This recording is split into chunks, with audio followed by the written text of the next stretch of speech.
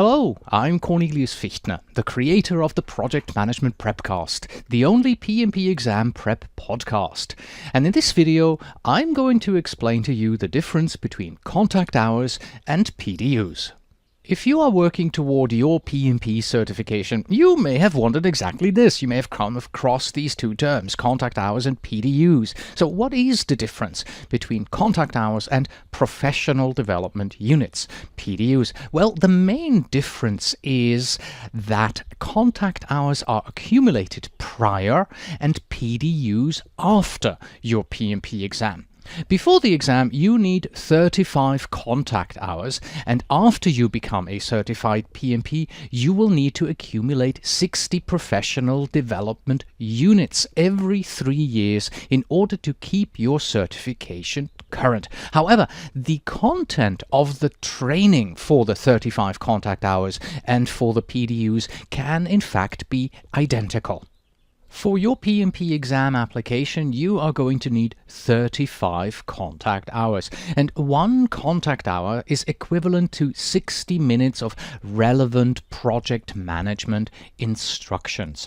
You must complete and earn all 35 contact hours before you can submit your PMP application. And in order for these hours to be relevant, the training must cover one or more of the knowledge areas from the PMBOK guide, which are quality, scope, schedule, time, budget, communication, risk, procurement, and of course, project integration management. Contact hours are earned by attending relevant project management instruction, which means that any class that you took at any age could be counted as contact hours, as long as it had some project management practices included. And the good news is that these contact hours don't expire. For example, if your company provided some training for you in an internal tool that they have, like a Microsoft Project, Primavera, QTask, or Prolog, you could claim contact hours for attending these sessions. Ideally, it's easier to track contact hours that are accumulated from project management-focused instruction. However, if you take a management course at a university, for instance, and this course includes some project management instruction as well, then the time that was spent specifically on the project management concepts and practices is also counting towards your contact hours. Remember that anything on your PMP exam application is subject to audit by PMI. So a good practice is to only include training for which you can actually submit proof if you get audited. So as you accumulate training, document the training's relevance to project management by retaining copies of the course syllabus, class catalog, page, and other materials that are handed to you. For each course that you claim as part of your contact hours, also document that you have successfully completed the course by retaining copies of certificates, exam results, or class transcripts if they are available.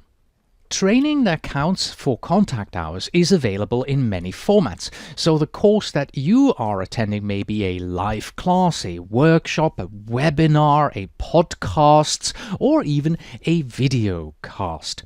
In the PMP handbook, the PMI suggests that contact hours can be obtained from a number of education providers, like registered education providers, PMI component organizations, employee or company-sponsored programs internally where you work, training companies or consultants, that is to say training schools, distance learning companies, or also universities, colleges, or continuing education programs at an academic institution.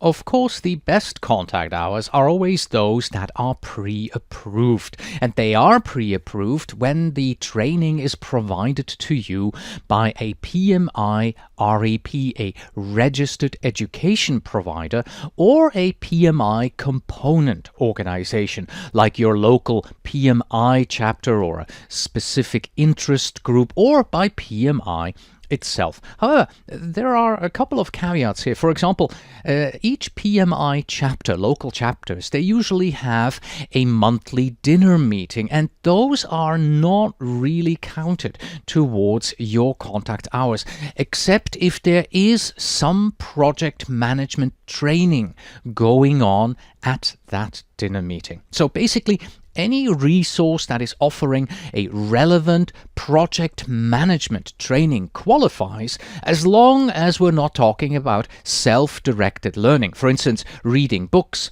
watching videos, or sessions with coaches or mentors are not eligible as contact hours if you do it as self-directed learning without a third party, maybe an approved party, guiding you through the process. PMP exam preparation workshops are offered in a mix of timelines, media, and sources. Most PMI chapters and many training companies offer such instructor-led PMP exam workshops all the time. There is a variety of self-study programs available for you as well. They're delivered via the internet, DVD, or podcast. What most of these courses have in common is that they specifically are designed to give you the best preparation for your PMP exam, as well as your 35 contact hours in one offering. Here is probably the most important tip for you when it comes to earning your contact hours online.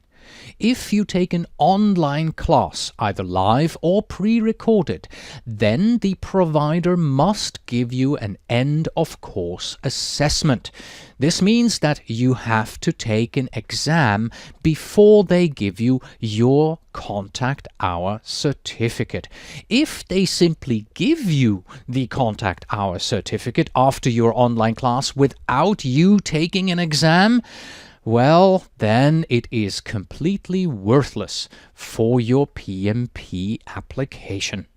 If you are looking for an online class and for a way to study for your PMP exam in such a way that you can do it on your own time, receive exceptional training, and get your 35 approved contact hours, then why not consider the Project Management Prepcast? It's the only PMP podcast. It offers 40 hours of video training that you download to your portable device or any PC or laptop, and then you watch and learn wherever you are. And yes, at the end, you're going to have to take an exam before we give you your contact hour certificate. You can find out more at pmprepcast.com. And that's it for this video on the difference between contact hours and PDUs. Until next time.